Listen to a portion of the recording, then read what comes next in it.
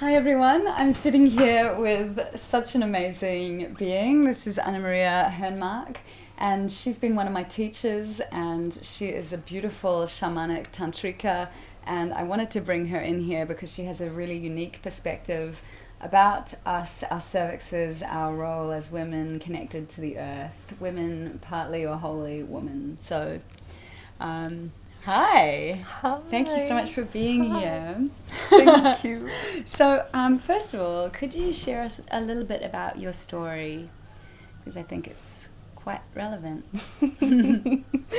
Yes, I share a little. I'm originally from Sweden, and I grew up in a very strict, boxy container. And long story short, I was basically this full type A burnout party queen. I was going to Harvard, and that was my life. Mm-hmm. And I had a lot of sex, Mm-hmm. and a lot of unconscious contractive sex, and it eventually, together with the alcohol and partying and burnout, it just killed me, Mm-hmm. more or less. And so there was a point where I decided to leave, and I went into the jungle, and I disappeared, and I left everything. And How did you know to go into the jungle? that's a really good question. I skipped a part of the story here. I had a therapist from the age of 15 or something that was actually a tantrika and a really amazing regression therapist, and she worked with me a lot through my emotional body and the armoring and childhood and past life regression. So I was living this double life between the awakening of and the healing of my body and this still really control freak performance life. So she advised me to go to Mexico. And she said there's this place there where you can go. So I dropped everything and I went. And I just had this commitment to myself that before I continue these studies in Harvard, I need a break. And I made this commitment to myself to take a few months off, and I wanted to go into silence, and I really wanted to go into something that I just knew, you know. I had no idea what it was, and it really scared me. And I just knew there's something more, and I need nature. And there's something in this. So I went, and it was very synchronistic. Basically, I ended up meeting this indigenous grandmother in the jungle of Mexico, and she basically, I was a complete mess. And she basically took me in, and then when I heard people talking about this grandmother up in that community, I heard that she was this tantrika and this shaman, and basically she invited me to come stay with her and learn from her. And I thought I was gonna learn all this cool stuff of making fires and banging drums and have orgasms within myself, and literally there was none of that. and the first month, everything that she told me was, you know, I'd been wearing high heels and leather pants for years. Okay. And she told me that she gave me a skirt and she told me to take my underpants off. And she sent me into the jungle. Yeah. Wow. And literally for a few months I was on these missions into the jungle, and she didn't tell me anything apart from just focus in your womb and breathe your womb into the earth. The only thing you do is breathe into your belly, into your womb, and focus on the earth. Wow. That's all. So, hold on. So you would go into the jungle in the middle of nowhere. Did you have shelter? I did. You had some shelter. Sometimes I had shelter, sometimes not. You were out there by yourself. Wow. You had food and water. All of that. Sometimes. In the beginning it was taken care of, but then we also go on these vision quests without food and water.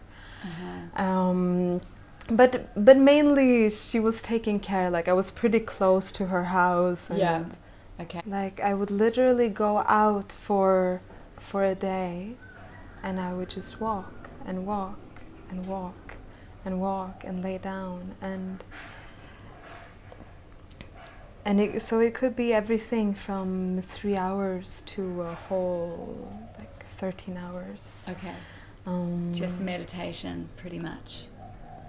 Womb earth. Yeah, womb earth, womb earth, womb earth. Mm-hmm. And in the beginning it was horrible. Like, it was absolutely horrible. Mm-hmm. And my mind was like, what the fuck am I doing here? It's not working. I'm not feeling anything. I'm feeling pain. I'm feeling contraction. I'm feeling, I'm not feeling, I'm not feeling, I'm not feeling. Yeah. That was it. My mind was insane. And as time passed, there was this subtle tingling. and the more I breathed through the contraction and through the resistance, something started to open, and step by step I slowly started to feel the actual pulse of the earth. And I started to feel my yoni and my vagina and my womb was almost like it was pulling down. Mm-hmm. Sometimes, as we can feel before moon time, before our periods, when it becomes really heavy and it's it's pulling down. That's the sensation that I started to have. Wow. And there started this subtle pulsation, and the main thing that I noticed was that my life force started to come back, and there was this all of a sudden I could breathe life force, and my body was becoming really strong. Wow. And that was the point where she took me back and said, okay, when you can feel that, now we can start to work with it. Ah, wow. Now we can start, but not until this point. Now you're going to start to actually consciously lift that life force. Okay. And lift it up into the yoni, into the womb, to spread it there. Okay. That's so interesting, isn't it? Because we are always thinking about, draw the energy up. But sometimes it's well, what energy? Or, seriously, or already so contracted. Yeah, it's like that. I've been studying the past few years also since I came out of the jungle. I started diving into more modern tantric schools and neo-tantra and the Tao and all of this. So I've had, and realizing that it's extremely similar to what these grandmothers shared with me in the jungle. But the one major difference is that we don't sublime, we don't lift it up until it's so rooted into the earth. How do you know when it's so rooted into the earth? Like, that just, like, I feel like maybe like you felt when you first went out to the jungle, like, how am I going to feel that pulse of the earth? Like, what does it feel like? And do you feel it in your cervix? It took some time, but there's shortcuts. That's good. So, so literally, I had no idea even what a cervix was. I was like, oh, a cervical spine. Yeah, yeah. And this grandmother, she never talked about the word cervix, but she told me about the final gateway between earth and spirit. And she said, once you work through the gateways of your womb and of your yoni, finally you get to this point that's the gateway between the heart and the womb, and between heaven and earth. Wow. Oh, the cervix is so beautiful, isn't it? It's so beautiful. And the main... Wait, I'm going to answer your question first. I'm going to complete that. So the one thing that she shared was that that's part of why I asked you to wear a skirt. Because the difference from underwear and a Ziploc, where the energy of the fabric on your skin, which informs the nervous system and the energy body. So the energy of that is a zip up and it holds it in. Yeah. Right? So then the cervix is like... Yeah. Oh my God, I want to take my pants off. No. The balance, you know? I sometimes wear pants now. Okay. But keep going, sorry. Whereas the fabric of a skirt or a sarong, and when you don't wear underwear, it's like... It exhales and it softens. Energetically, it gives permission to that part of the body to start to flow down. Yeah. So the only initial difference between the connection with the earth, if you have a yoni or if you have a lingam, is basically it's just the physical opening, and part of how the energetic body is designed divinely in some way. Yeah. that the initial connection, if you have a yoni, might be stronger to work with the earth. But the beauty of it is that it's not limited to that in any way. If you have a lingam, you still have a womb. And if you have a yoni, you still have an etheric lingam. Oh yeah. That's interesting. My etheric lingam is my best friend. What do you mean by that? Well, the energetic body. Yeah. You know, we might be born into with these genitals or those genitals. Yeah. But the energetic body of the human species carries both. Yeah. Wow. And as we've heard so many times, you know, the union is within. Yeah. And Shiva and Shakti, earth and heaven. Yeah. That we all have masculine and feminine qualities within. Yeah. So this also goes practically for all these practices and for the connection as well, with the earth, with the sky.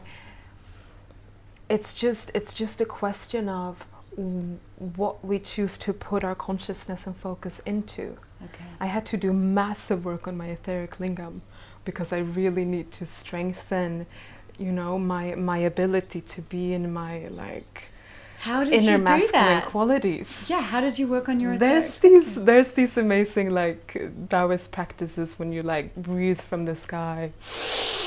Oh yeah. And you exhale it. I think we did this Oh in the yeah, training. yeah. And we exhale it into the lingam and yeah. You know, okay, we'll do that. do that one, and the other way around. Yeah. You know, I found it amazing for my friends who has a lingam to practice the connection with the earth. Breathe it up. Yeah. And build a polarity of that. Yeah. So it goes both ways. Okay. Amazing. That's so beautiful. And one other thing, I was I just would love to what do you think the connection is between the cervix and the heart? So for me, the cervix. For me, the cervix is the gateway, mainly. Mm-hmm. But it's this whole consciousness that holds. To me, it's like it holds all the qualities of the womb and all the qualities of the heart. Mm-hmm. Yeah. So when she slowly, face by face, opens, then it's like she allows the heart to become the womb, and she allows the womb to become the heart. Oh, that's so beautiful. So about the heart and the cervix, it's what the cervix has allowed me is the qualities of the womb in my heart. Like it expanded the opening of my heart. So when you came out of the jungle, what was sex like? Well, what did you end up with? Well, I had a few reality checks. Yeah. It's not all fairy tale. Okay. I came out and it was all good. Good. Okay. You're still imperfect. Oh yeah. I'm so freaking human. I went straight back into my old patterns. Did you? Not straight, but I had a phase of where I needed to bridge because the contrast and the gap, it was so big. Yeah. That I actually had to go back into shadow and patterns and conditioning. Yeah. And build it step by step. Yeah. But I'd been in celibacy, you know. They put me on this 13 moon cycle womb resets where you're in conscious celibacy for a year, so 13 moon cycles. Wow. And for every moon cycle, things heal. And you do these practices, and sometimes we also work with the obsidian egg, the obsidian yoni egg for these. Okay, interesting. Like contracting around it? No. Just wearing it? Just putting it in and sleeping with it.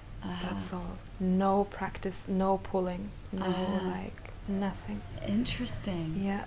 So the way the indigenous grandmothers, at least that I studied with, they all work with these obsidian eggs, and none of them do pull-ups. They just wear it. They just wear it. What does the obsidian do? Wow. The obsidian it's a volcanic stone from the heart of the earth. Yeah, right.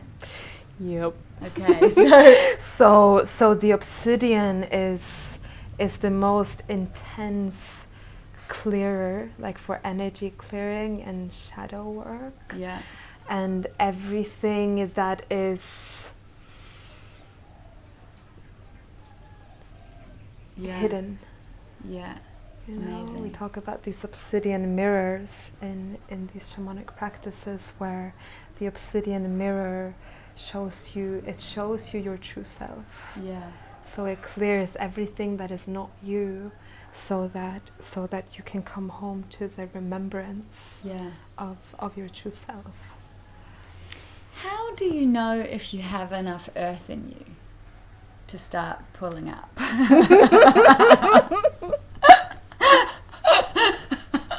Right, That's such a great... You're ready.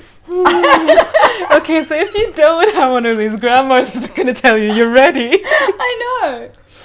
So, and it's gonna be different. It's gonna be different for everyone, of course. But what the guideline usually is that when we do shorter phases of the womb reset, Yeah. you have at least 3 months. That's like the 1 month is the first cycle, and then the next phase is 3 months. Yeah. So you have 3 months of only focusing down. Oh, wow. So when you say focusing down, you just mean breathing and just focusing energy down. Okay. Yeah. Do you work differently when you have your period versus when you don't? Yes. When I have my moon time, it's even more all down. Yeah. To start with. And then once, and I'll say another thing about how you know when you're ready. But it's the same with the period and the moon blood. You know, in many tantric schools, we're taught to sublime this energy. Yeah. And in some traditions, it's even said that, you know, we stop bleeding. Yeah. And this is one way. The importance, it's the same principle. Mm-hmm. If we start subliming before it's connected to the earth, we lose connection. Yeah. But if we go down first and source from there, and then start subliming and circulating it and expanding it, then also when we have our moon time, we can start doing that and breathing all the life force of the blood into the body and resource it. Mm-hmm. Does that make sense? Not really. So down. Well, it's literally, it's the same thing as you were asking before, and I'm going to see if I can phrase it differently. No, it's really good. Like, so when you start to focus your energy down and your womb down into the earth, and you breathe through your open mouth, and you start exhaling down and down and down.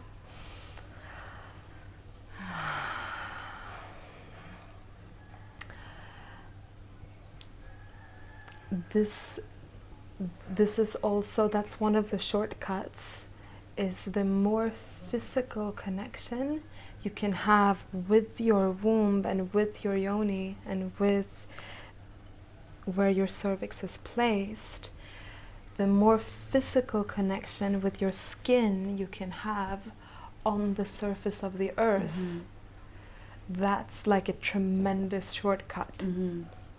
Because what happens in the energy body, because our bodies come from the earth, so it's the same. If we have 80% water in our bodies, the earth has 80%. You know, with all the elements, it's a perfect match. Which means the map to the rebalancing and reharmonizing of the body is just allowing the body to get the map from the earth. So it's like a key. If we put our hand onto the surface of the earth or onto the surface of a tree, it literally informs all these nerve endings into our skin, and it informs the body. This is the rhythm. This is the natural opening. Does that make sense? Yeah, that makes sense. So when we place our womb onto the earth or onto the surface of a tree, Yeah. They start literally exchanging information. Yeah. I believe that. Yeah. So that's one of the major shortcuts. Yeah. And we were talking before, you can lie down on the earth for 13 minutes, like the 13 moon cycles. And if you live in a cold climate, you can go for less, maybe 5 minutes up against a tree with your womb and your heart on a tree. So literally tree hugging. There's a very scientific explanation behind tree hugging. And I've tried all of it because sometimes I still go to Sweden and I know that sometimes we have to improvise and we can't. But this is a practice that we literally call womb earthing. Yeah. And it's you literally lay flat on the earth with your womb down to the earth. You set your timer so that your mind can let go. And as Olivia said, we work with the number of 13 because it's the 13 moon cycles. And just the cycles, the rhythm of the body. And you lay there and you breathe into your womb and into the core of the earth. And it's like you're plugging back this cord between your womb and the core of the earth. Nice.